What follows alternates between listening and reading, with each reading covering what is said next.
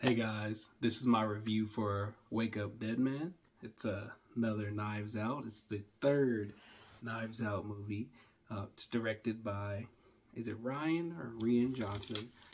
Once again, it is the he is the director of The Last Jedi. That movie reception was mixed, so it depends. I didn't hate it.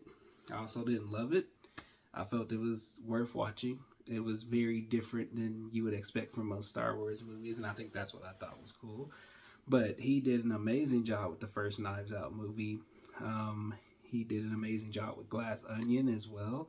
I feel like the first Knives Out is definitely one of the best so far. That movie and this movie kind of, they're right there with me. I could say either one is better than the other. Glass Onion had a really nice cast. I like the characters, but the story wasn't as mystery and engaging as I thought it would be. It was a little bit kind of extra, but I enjoyed it overall. None of these movies are bad. This movie, Wake Up Dead Man, stars Daniel Craig again as Benoit Blanc. We have John O'Connor, who plays, I don't even know what that says, but he plays basically like the priest, father. I think they call him, it's a Catholic church, so Father Judd. Glenn Close is in this movie. I love her, everything she's in. She plays Martha. Josh Brolin, as we know, Cable, Thanos, everything he's been in. I think just every movie he's been in, he's been amazing. Great actor. Mila Kunis is in here. You know, Meg from Family Guy. But she plays the police like chief, I think, in this movie. Jeremy Renner. I like a lot of the movies he's in. Love him as Hawkeye. Love them in Mission Impossible. He plays Dr. Nat Sharp. Kerry Washington is in this movie. She's great in almost everything she's in as well. She plays Vera Draven. Andrew Scott is in this movie. Kaylee Spaney. I really loved her in, I think Civil War is that movie? I think that's what it's called. I think it's called Civil War.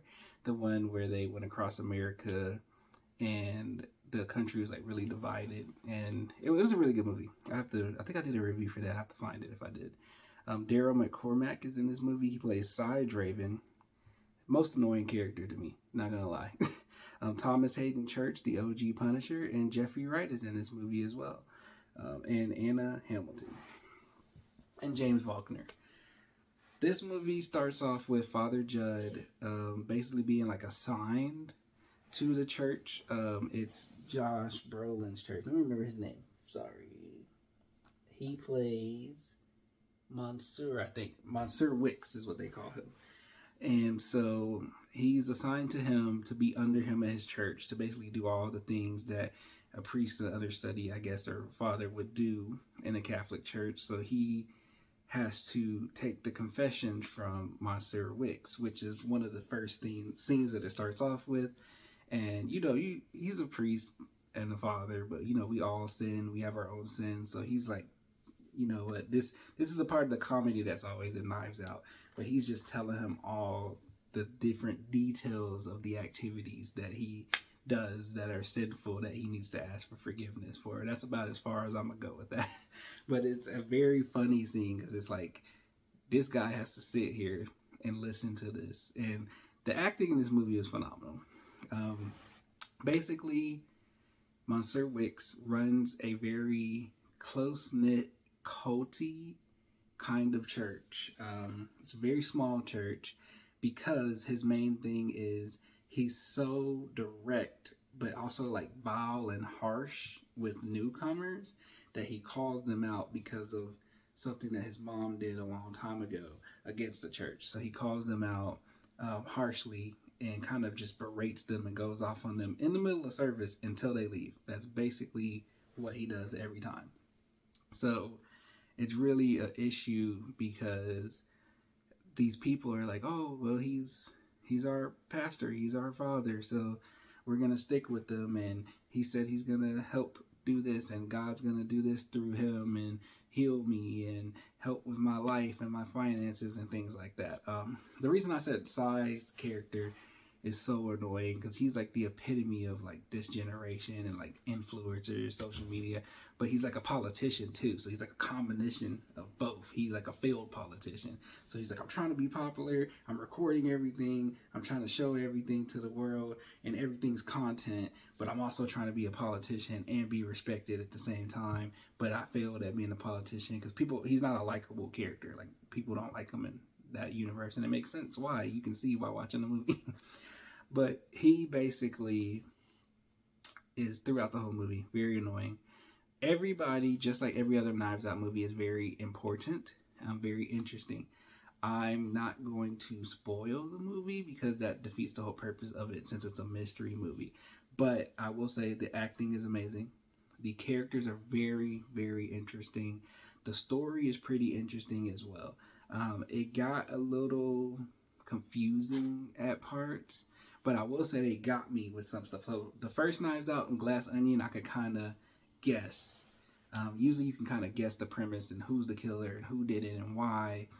But the way that they bring it around is it's always the reasoning behind why someone did it and why they're involved and who it was. That's the part that's always interesting. And what happens at the end is always the interesting part. Like it's crazy because Benoit Blanc, usually his unraveling is the most important part, but it's someone else's that kind of encapsulates. So you get both parts. You get him unraveling it, and then you get that person confessing basically everything, which is crazy because it goes with the premise of the movie. But this movie, everybody played their roles amazing.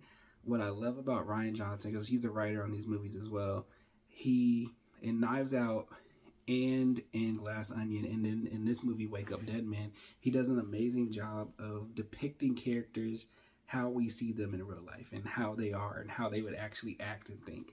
I think he does a phenomenal job with that. That's why these movies are so interesting. I hope that they make more Knives Out movies. I really thoroughly enjoy these movies. I've seen every Knives Out movie early. It was amazing. I was like, oh, let me check it out.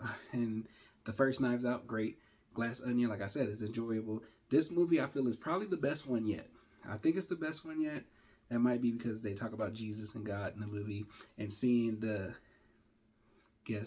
like back and forth, the dichotomy maybe. I don't even know if that's the right word, but it sounds right.